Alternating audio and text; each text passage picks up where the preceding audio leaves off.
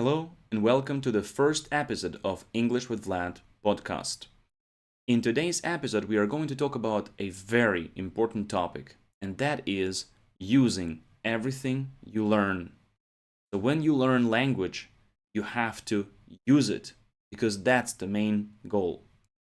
Many people spend years learning English but rarely using it. They study grammar, they memorize vocabulary, and they complete exercises, but when it's time to speak, they hesitate and, most importantly, they don't actively seek speaking opportunities. The important idea here is simple. Learning a language is not the final goal. And people forget about this, yeah? They focus on learning and not actually using. The real goal is using the language in real life. In this episode, we are going to explore two key ideas. Number one is using the language for the sake of communication. And number two, using the language to strengthen what you learn. Let me repeat a simple truth about language learning. If you don't use the language you learn, you lose it. Now, before we continue, I want to mention something important. One of the reasons I created my community platform is exactly this idea, creating an environment where people can not just learn, but start practicing and using the language. Inside the community, I regularly share useful learning materials, authentic content featuring native speakers. I'm talking about gold standard of English, the best speakers that become a standard for us that we strive to. And exercises and, of course, explanations. But just as important is the community part. In our community, you can interact with others, you can find speaking partners, and you can hold each other accountable. And of course, you can bring more English into your daily life. And that's the whole point. So if you're interested, I will include the link in the description where you can learn more and join the community. You can find a lot of materials, but also you can find people, like-minded people, who go through the same challenges and who are eager to practice English with you. So why using the language is so important? There's a big difference between passive knowledge and active knowledge. Passive knowledge includes things like reading, listening, studying grammar. I usually call this consuming the language. We see something, we listen to something, we read something, yeah? But active knowledge obviously includes speaking, writing, and communicating with other people. You may recognize hundreds or even thousands of words, but until you use those words yourself, they don't truly belong to you. A language becomes yours when you start using it regularly. And that's the whole point, guys, yeah? That the ultimate test for everything you learn is actually when you use it. So, how to create the environment where English becomes necessary? Instead of waiting for opportunities to use English, you can create your own environment where you are forced to use English and when it becomes a natural part of your life. In other words, don't just learn English, create a life where English becomes necessary. Let's look at a few real examples of my students. My first example is Ivan, indie game developer. So one of my students, his name is Ivan, he's developing an indie game. He has already made a lot of progress with his English, and during one of the lessons, we had an interesting idea. When he told me about the need to promote his game, I suggested, why don't you create a YouTube channel in English about the process of the development of that game and share it with people? And this would allow him to practice speaking, explain ideas, learn game development vocabulary, and promote his game in addition to building an audience. So when you create content in English, you constantly use English. You are forced to speak in English regularly and not just study it. The second example is my student Adriana. She improved her English significantly in our classes, and her confidence increased, so she eventually started working on her own business. Now, she regularly has business calls with partners and clients from different countries. Sometimes the people she talks to are from Peru, Argentina, Germany, or other places. Since they all speak different native languages, English becomes the common language, obviously, right? When English becomes necessary for your work and communication, progress often happens much faster because now you are not just learning things, you are forced to use it. And the third example is Jasmine, Pilates trainer going global. She's a Pilates trainer. She's from Kazakhstan originally. And after moving to another country, she slowly started integrating English into her session. Even though most of her clients originally spoke Kazakh or Russian. At first, it was just small elements, a few explanations in English, a few instructions during the training, but then gradually she became more confident. She eventually started filming content in English on Instagram, and we often reviewed those videos with her, designing her own business cards in English, and offering sessions that included English explanations.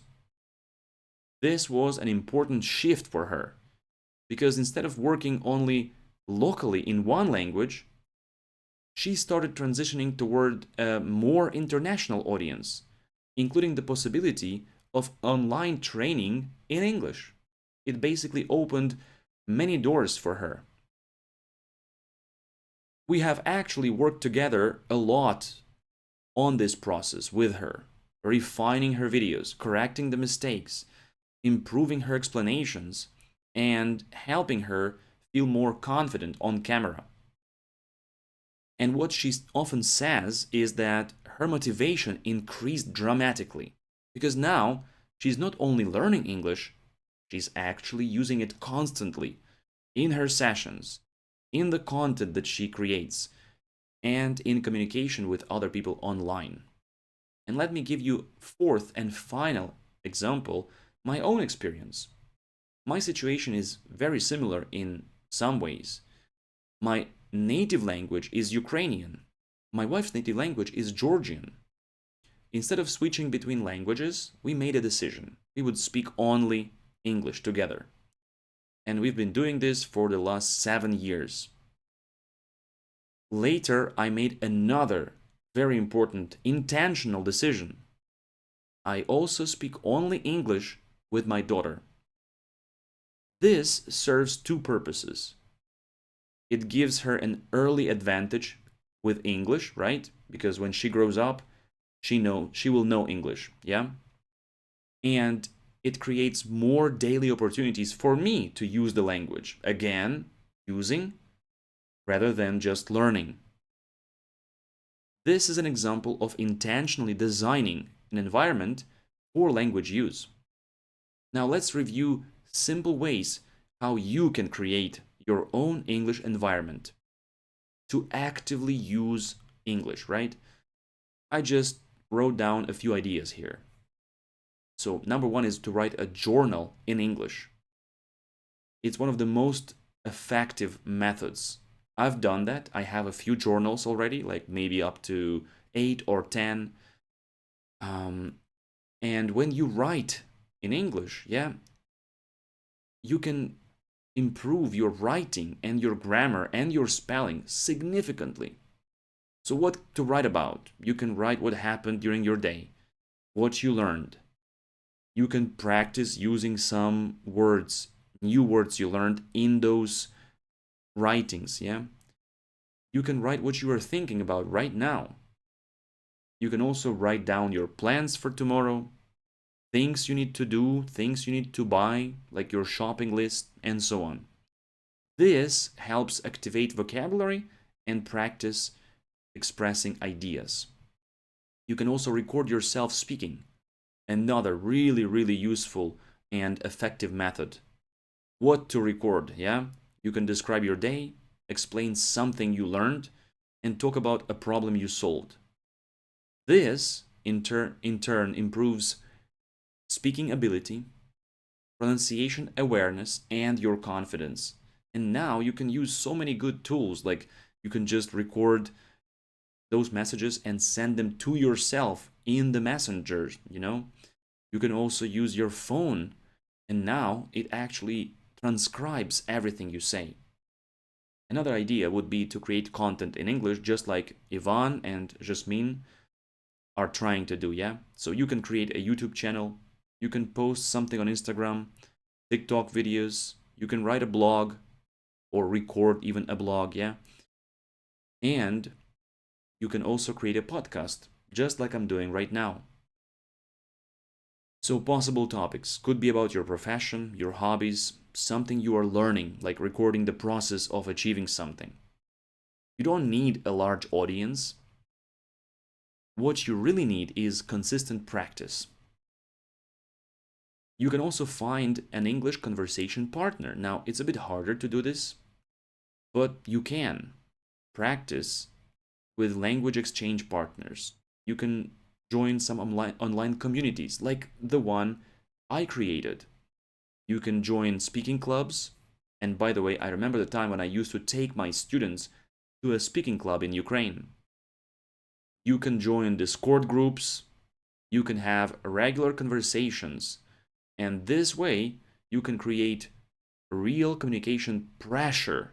And that, of course, helps you grow and achieve your goals much faster. You can also change your digital environment, meaning you can change the language of your devices. You can switch your phone to English. You can switch your computer, your apps, your games if you are a gamer. Play in English. Why do you play in your native language? Why do you keep playing those games if you could be playing and improving your English? This increases daily exposure to English without some extra effort because you are already doing the same stuff but in English.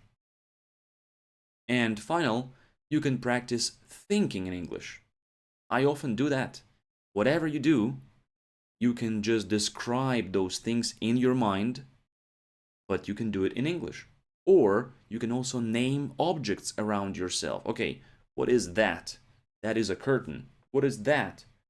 That is a button on my phone, and so on. So you could be just thinking about what is around you, what you are doing right now, just reviewing your plan for tomorrow in your mind, but in English. This actually helps you develop automatic language production. So the main insight of this podcast is that many learners focus on learning more and more. That's their goal. They want to learn more. But often the real problem is not actually using what you learn. So language improves much faster when you start using immediately. You learn something, try to use it. You learn a new word, I don't know, you learned a new word like vulnerable. Okay, try to use it. Try to talk to someone and say that I feel so vulnerable during this flu season. Okay, something like that. So language improves much faster when you create an environment when it becomes necessary or when it becomes part of your everyday life. So final question to you guys. A useful question to ask yourself is, what can I change in my life so that English becomes something I use, not just something I learn every day? Because learning is good. We love learning. But using something you learn is the ultimate goal. Even one small change can create a powerful learning environment. Now, I want to ask you, what is your decision now? Were you inspired to create that kind of learning environment yourself? Share your ideas and your wins in the comments. And don't forget to join my online community that is actually one of those places where you can practice with others and where you can use English every day. Click the link below and check all the materials I share and all the chats and the members that have already joined the community. You can start making friends and you can start using English every day. I'll see you in the next episode, guys. Thank you for watching.